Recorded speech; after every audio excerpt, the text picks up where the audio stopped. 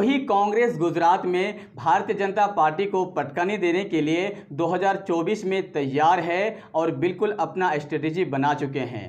साथ ही साथ आप लोग को हम ये भी बता दें, गुजरात का जो अभी सर्वे निकल के सामने आया है, इस सर्वे में जो आंकड़ा पेश किया है चौंकाने वाला है और भारतीय जनता पार्टी को टेंशन देने वाला है। उससे पहले आप लोग ये जान लीजिए, हमारे देश का गृह मंत्री अमित शाह जो है आता है गुजरात से, और हमारे देश के प्रधानमंत्री मोदी भी गुजरात से आते हैं और वहाँ पे 3 बार सीएम रह चुके हैं।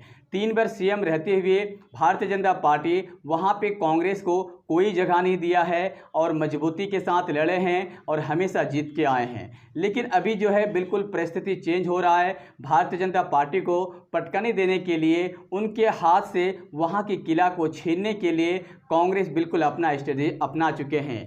इसी को लेकर खास करके कांग्रेस के आला कमान ने इंचार्ज बना के भेजा है मुकुल वासनिक। अब सवाल आता है कि मुकुल वासनिक है कौन, ये पहले जान लीजिए। मुकुल वासनिक आपको पता ही होगा, गुजरात के छात्र नेता है, गुजरात के बिल्कुल ज़मीनी स्तर का नेता है, इसीलिए वहाँ पे उसका प्रभारी बना के, इंचार्ज बना के भेजा गया है। और आप लोग को हम बता दें, गुजरात में जो आपको पता ही होगा एक बहुत बड़ा चेहरा है कांग्रेस का, जिसका नाम है शक्ति सिंह गोहिल। शक्ति सिंह गोहिल जब से कांग्रेस का कार्यभार संभाले हैं, कांग्रेस का दिशा और दशा दोनों बदल चुके हैं। वहाँ पे जो खास करके भारतीय जनता पार्टी का चर्चा हो रहा था, अब वहाँ पे चर्चा होने लगा भारतीय जनता पार्टी विथ कांग्रेस।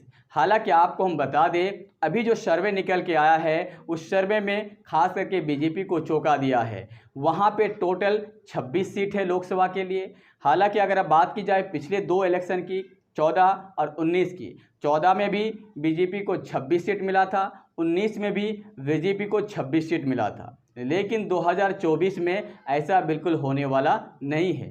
अभी जो ताज़ा सर्वे निकल के सामने आया है, इसके अकॉर्डिंग भारतीय जनता पार्टी को वहाँ पे 15 सीट मिल सकता है और कांग्रेस को वहाँ पे 11 सीट मिल सकता है। तो 11 सीट भी अगर वहाँ पे लेके आ जाते हैं कांग्रेस, ये बहुत बड़ी बात होगी दोस्त, क्योंकि वो गुजरात का किला कहा जाता है, गुजरात का अभेद्य किला कहा जाता है और कह सकते हैं भारतीय जनता पार्टी का वो गढ़ है।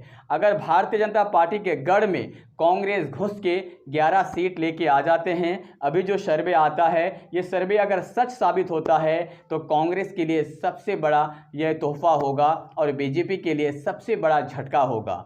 आप मुझे अपनी राय कमेंट सेक्शन में कमेंट करके दे सकते हैं, क्या 2024 में इंडिया गठबंधन को गुजरात में 11 सीट मिलेंगे और एनडीए यानी खासकर कह सकते हैं कि भारतीय जनता पार्टी को वहाँ पे मिल सकता है 15 सीट। तो अगर ये 15 और 11 में रह जाते हैं तो दिल्ली के रास्ता, गुजरात का रास्ता से जो होके गुजरता है, वो बिल्कुल बंद हो जाएंगे भारतीय जनता पार्टी के लिए, क्योंकि भारतीय जनता पार्टी इस बार हर राज्य में अपना सीट गंवा रहे हैं। चाहे यूपी हो जाए, चाहे महाराष्ट्र हो जाए, चाहे अब बिहार हो जाए, चाहे आपका गुजरात हो जाए, हर जगह में अगर सीट गंवाएंगे तो जाहिर सी बात है जो जादुई आंकड़ा है खास करके लोकसभा के लिए, वो नहीं लेके आ पाएंगे। तो अभी जो स्थिति है वो बिल्कुल डलमल है और इलेक्शन के नाम से अभी बीजेपी कांप रहे हैं, क्योंकि उनका जो स्थिति है बहुत ज़्यादा ख़राब है। क्योंकि आपको पता ही होगा, अडानी जो कांड जब से हुआ है तब से गुजरात में एक नया स्थिति पैदा हो रहा है। वहाँ पे जो खास करके लोगों का नुकसान हुआ है वो अडानी की वजह से हुआ है, ऐसा लोगों का मानना है। और अडानी की वजह से भारतीय जनता पार्टी को तो फ़ायदा हुआ है, लेकिन गुजरात का बहुत बड़ा नुकसान हुआ है।